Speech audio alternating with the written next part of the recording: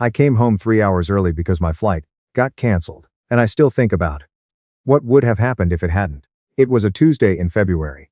One of those ugly gray Ottawa days, where the slush on the Queensway makes the commute twice as long, and everyone at the airport looks like they're already regretting the trip. My connecting flight from Toronto got scrubbed around noon due to ice on the runway. I didn't even call ahead.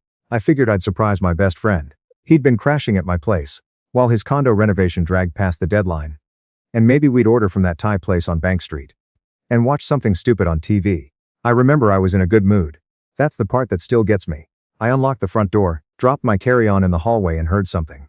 Voices. From upstairs from my bedroom. I thought maybe he had the TV on. I thought maybe he had company. But then I heard my girlfriend's laugh. That specific laugh, the one she does when she's nervous. And something in my chest just stopped. I stood at the bottom of the stairs for maybe 10 seconds. It felt like 10 minutes. I climbed up slowly, not because I was being quiet, but because my legs weren't cooperating. The door was open a crack. I pushed it. I won't describe what I saw. Anyone who's been in that situation knows that your brain takes a photograph and keeps it whether you want it or not. I've spent 2 years trying to burn that photo. I'm not there yet. What I will tell you is this. My girlfriend of 4 years. The woman I'd smith since the second year of my engineering degree at Carleton.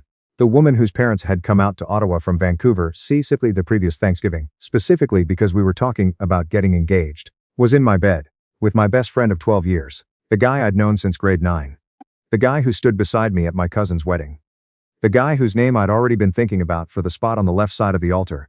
They both froze. She said, "This isn't what you think." He said my name. Just my name. Like that was supposed to do something. I said, "Get out of my house." She started to explain. He started to explain. I said it again louder. "Get out of my house, both of you, right now." She grabbed her clothes off the floor. He couldn't look at me. I stood in the doorway with my arms crossed, and I watched them both leave. And I didn't say another word, and I didn't cry until I heard the front door close. That was the last time I cried for either of them. She called me 17 times before midnight. He called me 4 times. I didn't answer any of them. I sat on my couch, not the couch in my bedroom, I couldn't go back up there yet. And I ate cereal for dinner because I couldn't figure out how to cook. I watched 3 episodes of a home renovation show on HGTV, and I understood none of them. I went to sleep at 9:30 because I couldn't think of a single other thing to do with my body. The next morning I texted her and said, "We're done, don't contact me again." I texted him and said, "Same to you, we're done, don't contact me again." Then I blocked them both everywhere. Phone, email, Instagram, everything. I didn't ask for explanations. I didn't want to hear how long it had been going on. Or how it happened or whether it meant something or nothing. I just needed them out of my life with the cleanest possible cut. I thought that was going to be the hard part. I was wrong. The first call came from my sister 2 days later. She's 3 years older than me, lives out in Canada with her husband and their 2 kids. And she's always been the family switchboard. If something happens, she knows about it within 48 hours no matter what. She'd apparently heard from his mother, who'd heard from him. The family tree, doing its thing. I talked to him, she said. He feels terrible. I said, "Okay, he wants to call you. He just wants to explain." I said, "There's nothing to explain." She was quiet for a second. Then she said, "I know you're hurt, I get it. But he's been your best friend since you were 15. You're really going to throw that away?" I told her I wasn't throwing anything away. He did that. And I ended the call. I thought she'd let it go. She didn't. My mother called the following Sunday. My mother is. I love her. I want to be clear about that. But she is a person who genuinely believes that most conflicts can be resolved with a family dinner and some patience. She grew up in a big Italian-Canadian family in Sudbury where you didn't cut people off. You just got loud about it for a while, and then you ate together and moved on. That framework has served her well for most of her life. It did not prepare her for this. "He called here," she said. "He's devastated. Mom. He says he made a terrible mistake." "He knows he did, Mom. He's been your friend for 12 years. He was going to be at your wedding. I know, don't you think?" "No," I said. "I don't." She tried 3 more times during that call to find a different angle. A different door in. I held my ground every time. When I finally got off the phone, I sat at my kitchen table for a long time, staring at the window over the sink. Outside, it had started to snow again. I thought about how much I'd been looking forward to spring. My dad was quieter about it. He texted me once, "Think about what you're doing before you do it." That was it, no call, no follow-up. But that text sat on my phone like a stone. The dynamic in my family had always been somewhat legible to me, but it became very clear very fast during those weeks. My best friend. I'm going to call him by what he was to me. Because I'm not going to give him a name he no longer deserves. Had been around long enough that my family had absorbed him. Christmas dinners. Canada Day at the cottage. My mother had cooked for him dozens of times. He'd helped my dad retile the bathroom one summer. He was woven in. And when you cut something out of a fabric that's been woven together for 12 years, the people holding the fabric feel the pull. I understood that. I even had some sympathy for it.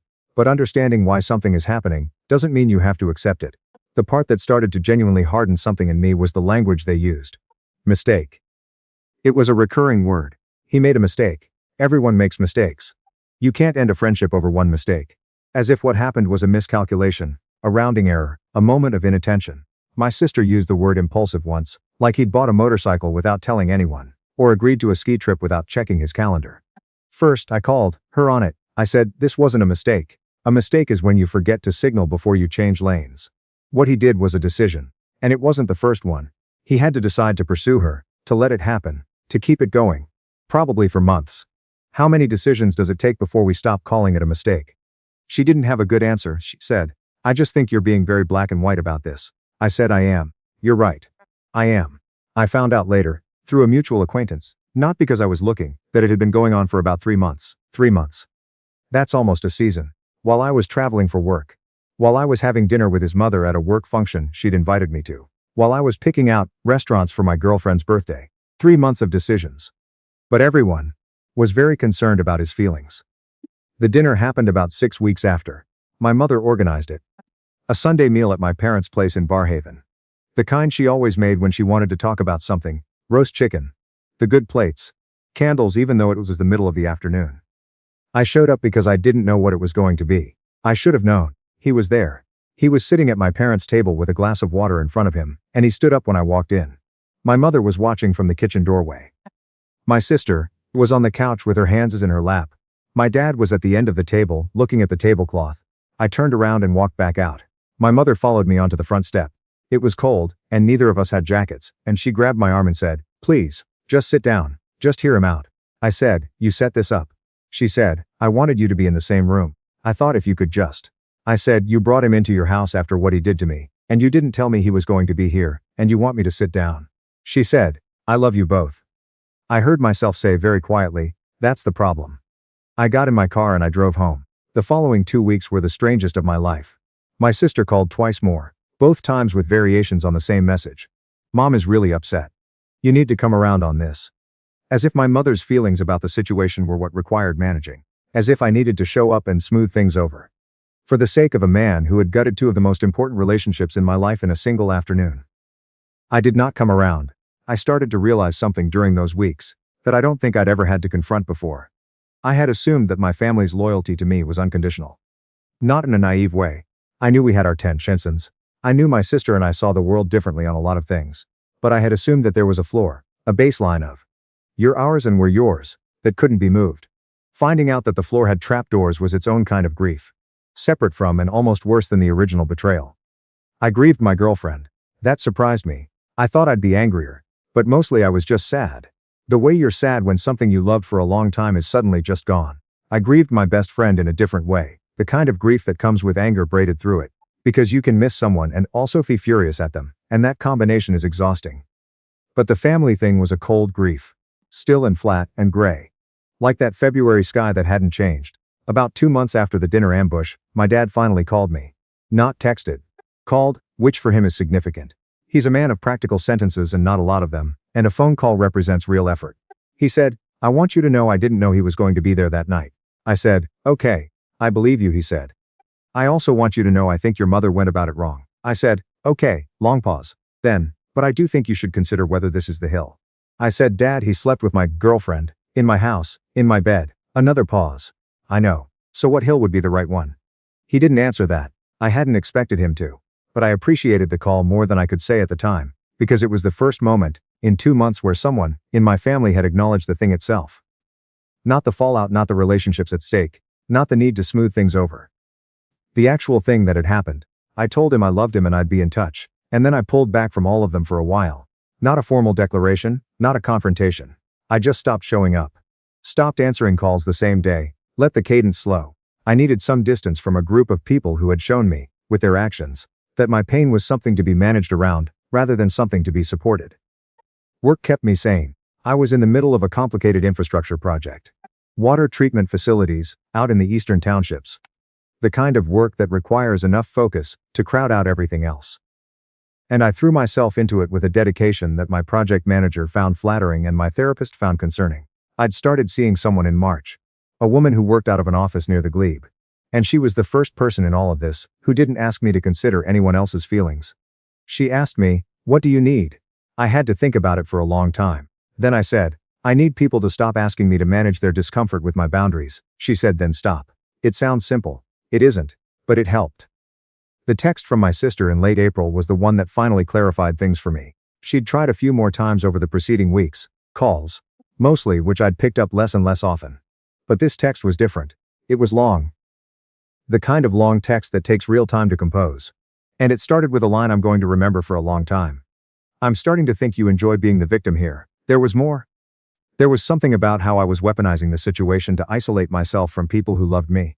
Something about how my girlfriend had already moved on and was doing fine, which was presented as evidence that I should also be over it by now. Something about how my best friend had started therapy. As if that were payment in full for what he'd done. And at the end, a line that landed like a flat stone. "If you keep this up, you're going to lose all of us." I read it 3 times.